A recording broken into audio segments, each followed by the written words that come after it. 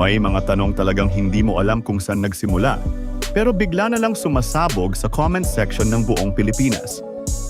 At ngayong sikat na sikat si Eman Bacosa, may isang tanong na halos sabay-sabay nang bumulaga sa social media. Gusto bang pakasalan ni Eman si Jillian Ward? Sandali. Pause muna. Bago ka ma-overwhelm, tandaan, lahat ito ay usapang fans, kilig theories at natural na curiosity ng mga taong tuwang-tuwa sa chemistry ng dalawa. Na-inspire din po ako dahil sa inyong lahat at lalo na kay Jillian po. Tsaka sa,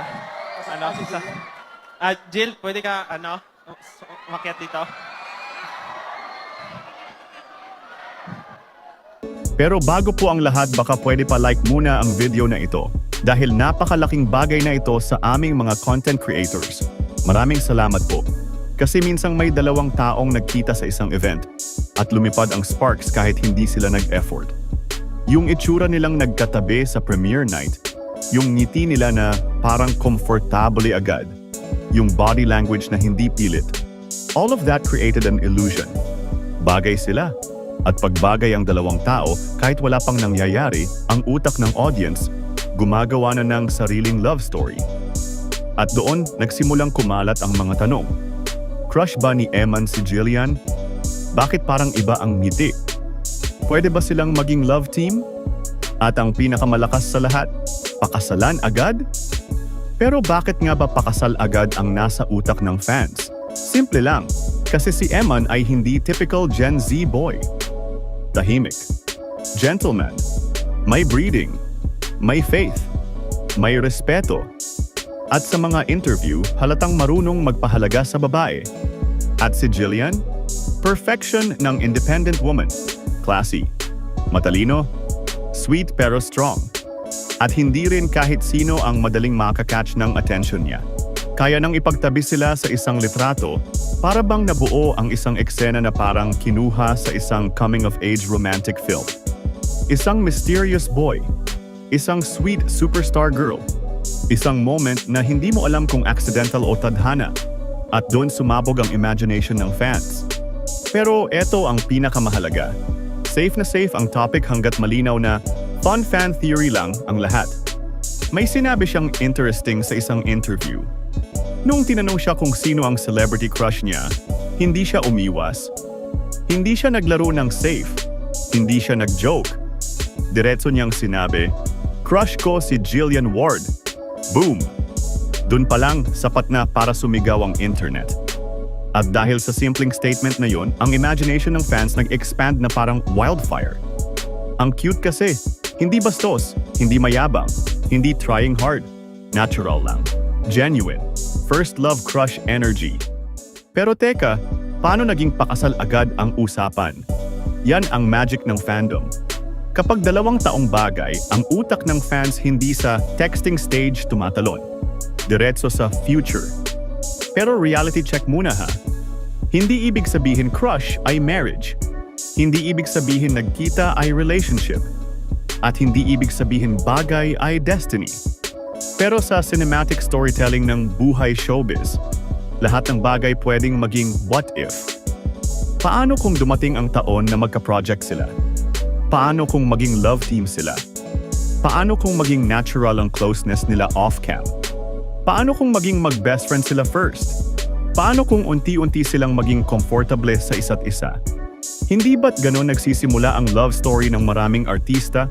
Sa una, pabiro. Sa pangalawa, fun. Sa pangatlo, kilig.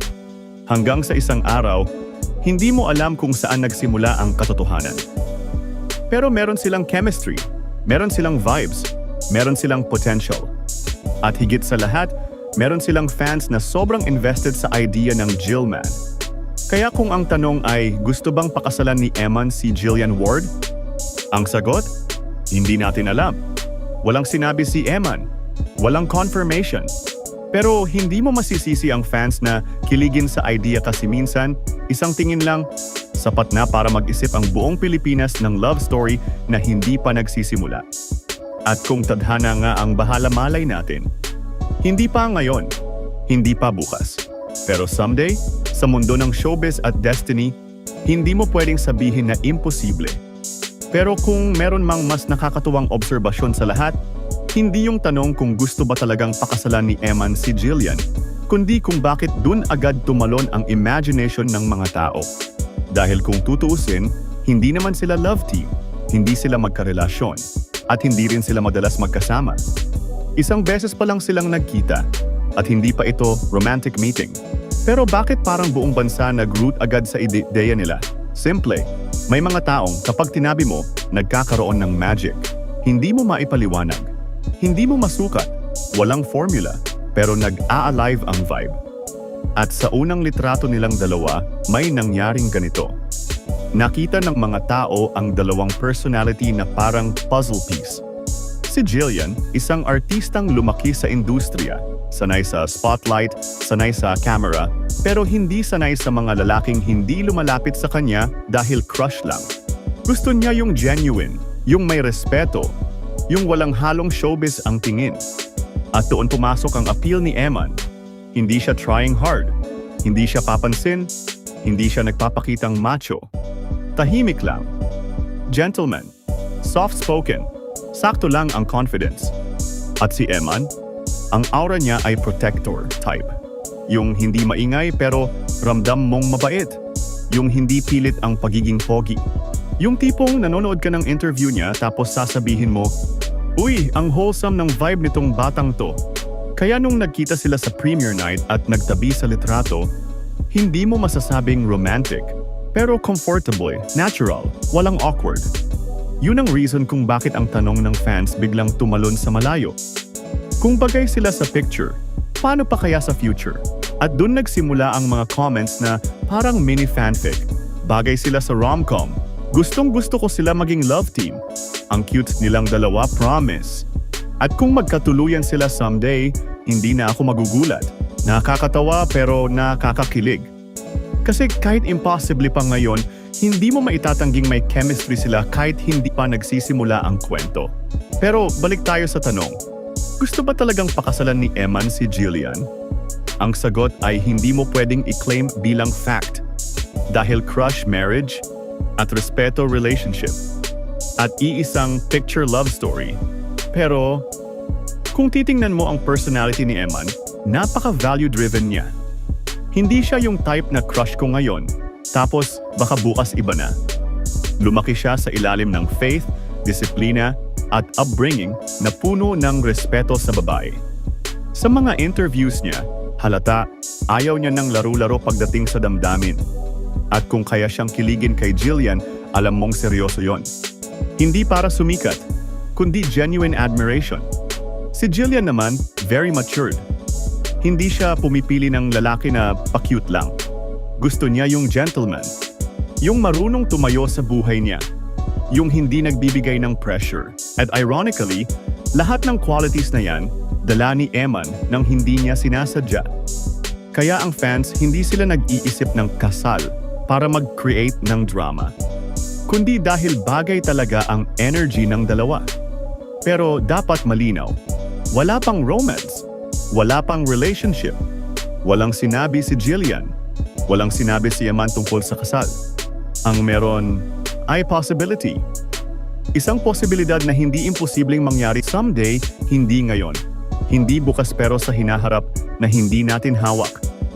At ang mas nakakatuwa, kung minsan mas alam ng fans ang potential ng dalawang tao kaysa sila mismo. Ang mga fans kasi, magaling makaramdam. Minsan mas mabilis pa silang makadetect ng chemistry kaysa sa mga involved. Kaya may tanong pa ang netizens. Kung si Jillian ang crush, at bagay sila, at single sila pareho, and parehong mabait, bakit hindi? Again, safe reminder, hypothetical lang. Pero hindi rin natin masasabi. Dahil kung may isang bagay na tinuro ng showbiz sa atin, ito yon. Minsan, ang love story nagsisimula sa simpleng sulyap, sa simpleng smile, sa simpleng hi po, nice to meet you, at sa simpleng tanong na ginagawa ng fans hindi para mang-intriga, kundi para mangarap.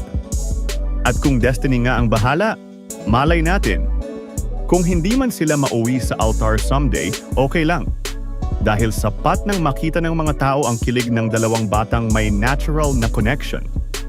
At sapat ng malaman na minsan, ang love story ng fans ay hindi tungkol sa kung totoo ba, kundi tungkol sa kung gaano kasarap pag-usapan. Sa dulo ng lahat ng tanong, dulo ng kilig, at dulo ng mga fan theories na kumalat sa buong internet, may isang bagay na mas malinaw kaysa sa lahat.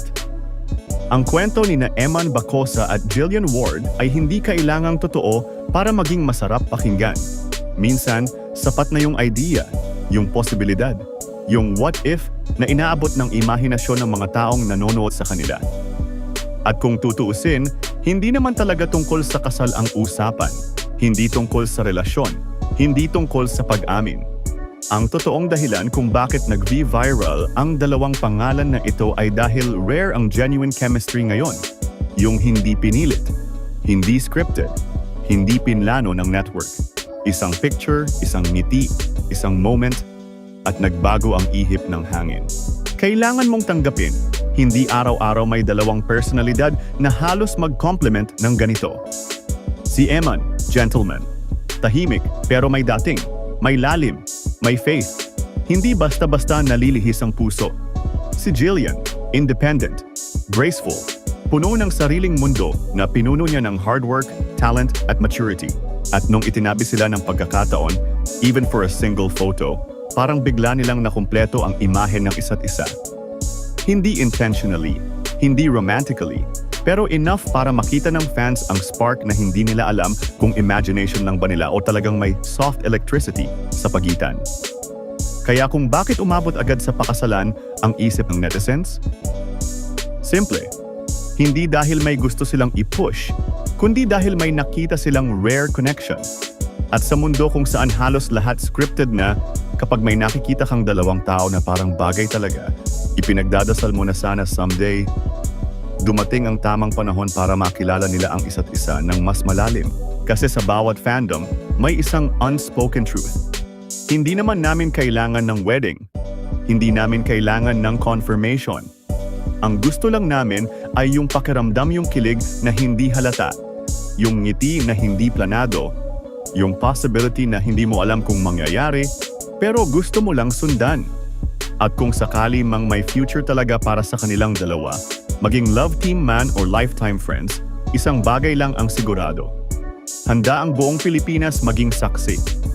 Hindi dahil naghihintay kami ng kasal kundi dahil gusto naming makita kung paano lumalago ang dalawang pusong may natural na kabaitan, respeto at charm na bihira ngayong panahon.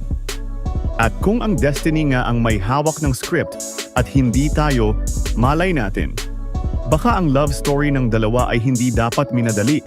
Hindi dapat hintayin kundi dapat tahimik na pagmasdan habang sinusulat ito ng panahon. For now, masaya na kaming kiligin. Masaya na kaming mangarap. Masaya na kaming sabihing, bagay sila. Pero hinahayaan namin ang tadhana ang magdesisyon. Kapag nagustuhan nyo naman ang videong to, huwag kalimutan mag-comment, like at subscribe sa channel. Maraming salamat po sa panonood.